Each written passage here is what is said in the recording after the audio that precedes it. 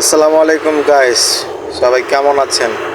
তো গাইস, আমি এখন আছি কুমিল্লা ইলিয়াটগঞ্জ পেট্রোল পাম্প, যেখানে আমরা তেল নিই। তো এই পেট্রোল পাম্পে একটা কফি হাউস আর কি পাওয়া যায়। কফি, তারপরে মুরগি তো পাওয়া যায়, লেগ পিস পাওয়া যায়। তো আজকে খাওয়ার জন্য এখানে আর কি আসলাম। তো মুরগির দামটা জিজ্ঞাসা করলাম। তো মুরগিটা হচ্ছে 177 টাকা একটা, আর একটা আছে 130 টাকা। তো আমরা 177 টাকারটা অর্ডার দিলাম। তো ততক্ষণ পর্যন্ত আমরা খাওয়ার জন্য টেবিলে বসে গেলাম। তো আমাদের সামনে খাবার চলে এসেছে।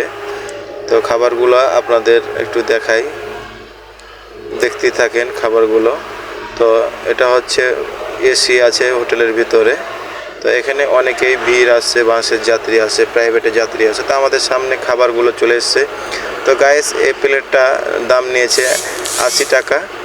এটাও খেতে স্বাদু। আর আমাদের মুরগির মাংসের দাম নিয়েছে 177 টাকা। এটাও অনেকটা সুস্বাদু খেতে। তো গাইস, এখানে আসলে অবশ্যই এগুলো খেয়ে যাবেন, অনেক মজাদার খাবার।